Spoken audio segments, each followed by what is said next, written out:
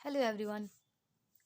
इसके पहले वीडियो में हमने हार्मोन्स के बारे में और ग्रंथियों के बारे में और हार्मोन्स के क्या कार्य हैं उनके बारे में पढ़ा था। आज हम पढ़ने वाले हैं अंतःस्रावी ग्रंथियां किसे कहते हैं। इसके पहले हमने पढ़ा था ना, ग्रंथियां दो प्रकार की होती हैं, एक बहिर्स्रावी, एक अंतःस्रावी। तो बहिर्स्रावी तो हमने जान लिया था। अब आज हम जानते हैं अंतःस्रावी ग्रंथियां कहते किसे हैं। इस अब देखिए, अंतःस्रावी ग्रंथियां जो होती हैं वह दो प्रकार की होती हैं, एक नलिका विहीन ग्रंथियां, एक नलिका युक्त ग्रंथियां। तो नलिका विहीन ग्रंथियां किसे कहते हैं, इनको जानते हैं। शरीर में कुछ ग्रंथियां ऐसी होती हैं जिसमें कोई नलिका नहीं होती है। ये क्या करती हैं, ये अप्रशाला रूप में ये इन्हें अप्रशाला ग्रंथियां भी कहा जाता है। और यह सीधे रक्त में जाकर मिल जाती हैं और रक्त में मिल करके संपूर्ण शरीर में अपना प्रभाव छोड़ती हैं। नलिका विहीन ग्रंथियां इस प्रकार है। पहला पीयूष ग्रंथि, दूसरा थायराइड ग्रंथि, तीसरा पैराथायराइड ग्रंथि, चौथा थाइमस ग्रंथि, पांचवा एड्रिनल ग्रंथि। तो ये आप चित्र देख रहे हैं ना, इसमें विभिन्न ग्रंथियों के बारे में दिया गया है। तो सबसे पहले हम जानते हैं पीयूष ग्रंथि। देखिए, पीयूष ग्रंथि को मास्टर ग्लैंड भी कहा जाता है, क्योंकि जो ये पीयूष ग्रंथि है ना, ये हमारे मस्तिष्क के निचले भाग में स्थित होती है तथा खोपड़ी की बेस स्फीबाइडस्थि के गड्ढे में सुरक्षित रहती है। इसका रंग हल्का भूरा होता है और यह देखने में सेम के बीज का आकार का होता है। देखने में तो छोटा होता है परंतु कार्य बहुत बड़ा करता है। अब देखिए, जानते हैं, जैसे वो है ना उदाहरण, देखने में छोटे लगे घाव करे गंभीर, तो कुछ ऐसा यह भी है। यह देखने में तो छोटा है परंतु कार्य जो है ना वो बहुत बड़ा करता है, इसीलिए इसे मास्टर ग्लैंड भी कहा जाता है। अब ये जो मास्टर ग्रंथि है ना, ये संपूर्ण शरीर के संचालन में अपना सहयोग प्रदान करता है, आपके व्यवहारों को भी नियंत्रण करता है, आपके शरीर के विकास में भी सहयोग करता है, बहुत प्रकार के कार्य को करता है।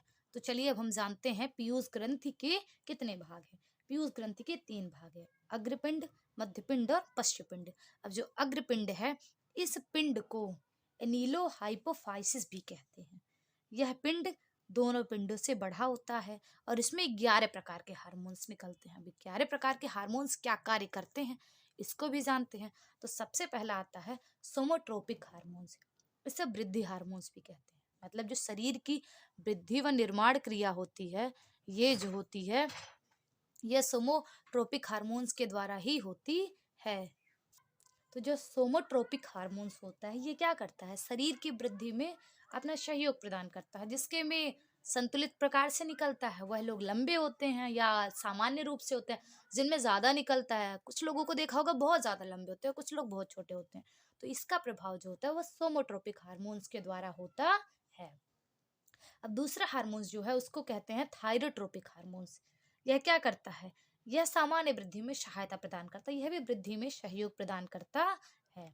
तीसरा है फोलिकल हार्मोन्स, यह अत्यंत क्रियाशील होता है, इसके प्रभाव से पुरुषों में शुक्राणु वृद्धि तथा स्त्रियों में डिंब ग्रंथि का विकास होता है। और चौथा जो है ल्यूटोनाइजिंग हार्मोन्स, यह पुरुषों की शुक्र ग्रंथि तथा स्त्रियों की डिंब ग्रंथि को उत्तेजित करता है, यह जनन ग्रंथियों से संबंधित होता है। अगला जो आता है ल्यूटोनाइजिंग हार्मोन्स, इसको तो पढ़ ही लिया। फिर आता है लैक्टोजेनिक हार्मोन्स, ये क्या करता है, जो मादा होते हैं, कोई भी मादा होंगे, मादा के स्तन ग्रंथियों को सक्रिय करता है तथा दुग्ध की मात्रा को स्रावित करता है। ज्यादातर ऐसा माना जाता है कि जो लैक्टोजेनिक हार्मोन्स होता है, इसका एक इंजेक्शन होता है जो पशुओं को लगाया जाता है जिससे उनका दुग्ध स्राव अधिक हो। फिर अगला आता है कीटोजेनिक हार्मोन्स। यह हार्मोन्स जो होता है, यह पाचन में सहयोग प्रदान करता है। अगर ये अच्छे प्रकार से निकलता है तो व्यक्ति के शरीर में चर्बी इकट्ठा नहीं होती है। और जो सबसे अंतिम आता है उसको कहते हैं डाइबो बेटोजेनिक हार्मोन्स। ये क्या करता है, कार्बोहाइड्रेट का नियमन करता है। अब जो कार्बोहाइड्रेट होता है ये क्या करता है, शरीर में रक्त की मात्रा को संचालित करता है। तो इस प्रकार यह जो हमारा डाइबोबेटिक हार्मोन्स है, वो डाइबोबेटेजेनिक हार्मोन्स है, ये क्या कर रहा है, ये है कार्बोहाइड्रेट के कार्य को नियमित करता है। अब दूसरा जो पिंड आता है यह है मध्य पिंड। मध्य पिंड का यह मानव शरीर में इसका कोई महत्व नहीं है। मतलब मध्य पिंड जो होता है, ये मानव शरीर में इसका कोई महत्व नहीं होता है, बल्कि जंतुओं में ये क्या करता है, रंग परिवर्तन करने का कार्य करता है। अब जो तीसरा खंड है वह है हमारा पश्चपिंड। तो पश्चपिंड क्या करता है? देखिए, पश्चपिंड से बनने वाले हार्मोन्स को पिट्यूटरी हार्मोन्स कहते हैं। इसके 3 महत्वपूर्ण कार्य हैं। शरीर के रक्त के दबाव को नियंत्रित करना, दूसरा मूत्र में जल की मात्रा का नियमन करना और स्त्री के गर्भाशय की मांसपेशियों में संकुचन तथा उसके नियमन कार्यों पर नियंत्रण रखना। मतलब इस प्रकार जो हमारे शरीर में पीयूष ग्रंथि पाई जाती है, उसके 3 खंड होते हैं। पहला खंड जो होता है, वो पहले खंड का क्या कार्य है? पहले खंड में 11 प्रकार के हार्मोन्स निकलते हैं, जो विभिन्न प्रकार के होते हैं और ये शरीर के विभिन्न क्रियाओं में सहयोग प्रदान करते हैं।